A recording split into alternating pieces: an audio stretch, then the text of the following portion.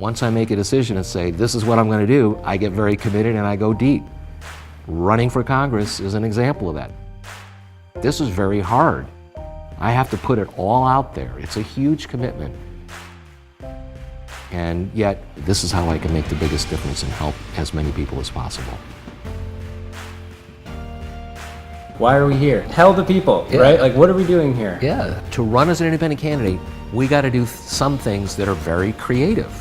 And this opportunity to do a documentary that tells the story of what are the challenges in running as an independent candidate, and how do we get people to break their habit of only pulling a party lever that they've been used to pulling.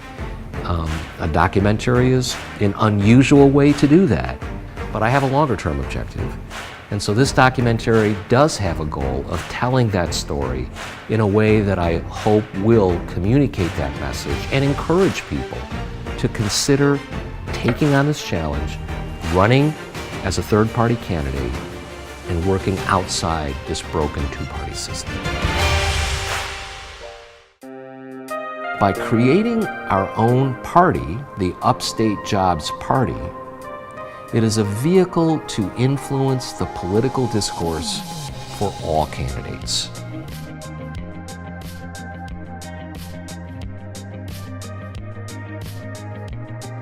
So my being elected as an independent, and specifically on the Upstate Jobs Party line, will move us a significant step forward to really make the difference in something that's more important to the people in this district than anything else, and that is creating jobs.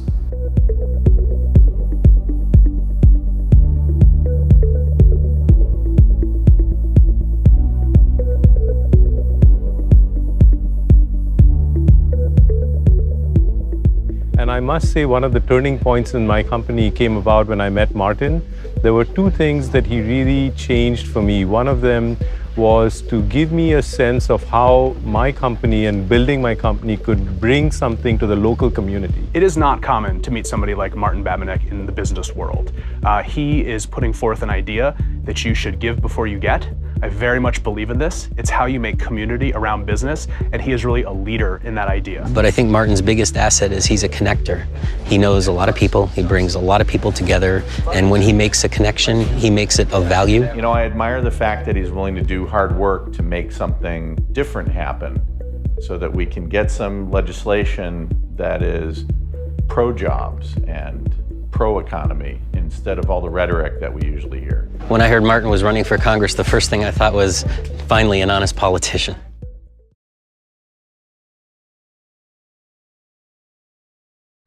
I mean, I know voters, and voters respond to smear campaigns. What's happening now is there's this void. So you've got ads attacking Martin and the Republican, and you've got ads attacking Martin and the Democrat. The void is you don't have any ads coming out that are attacking the Democrat and the Republican and leaving Martin alone. So that's where we're telling Martin, you need to step in and fill that void. Candidates in both parties play these games, but I think voters really want to hear about what's the message, what's the change that's going to be there, what's the vision, what's the opportunity to make a difference, and I'd rather stay concentrated on that. Look, I've got opposition research on both these people that we're running against. If I wanted to run a negative ad and Martin would let me, I could destroy them. It's easy. They're flawed politicians. We are not running any negative ads, and I've made a commitment to really stay true to our message. Why? What is it about that that makes you uncomfortable? I think voters are tired of negative ads. Now, the professional campaign people will say, well, they work. And since you want to win the election, maybe you should be running some negative ads because, you know, there's some information that we could throw out there that most voters don't know or understand about my opponents. But it's not who I am. He's surrounded himself with political professionals, and they'll all tell you that negative ads work. He has my advice. If he wants to use it, he can. If not, I'm not responsible. But it's not disqualifying for him. He can still win. It would just, you know, make it a little easier.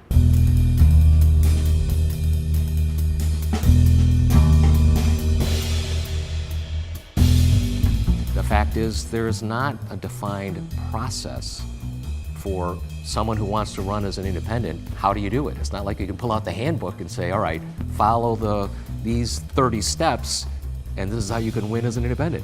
There is no support network. There is no handbook. You have to make it up as you go along. Another advantage that major party candidates have is the access to good data. You run as a third party candidate, you start with no data.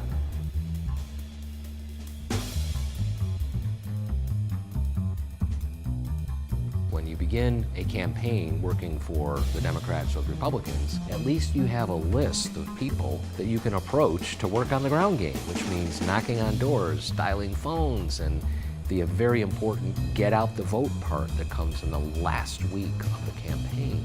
My major party opponents have thousands of people that they can call upon, tens of thousands. They have the list. They know who's active as volunteers. I started this campaign with no such list. We've had to build it from scratch, and it has been a challenge. We're making progress, but there's plenty of opportunity for people to jump on board and join us.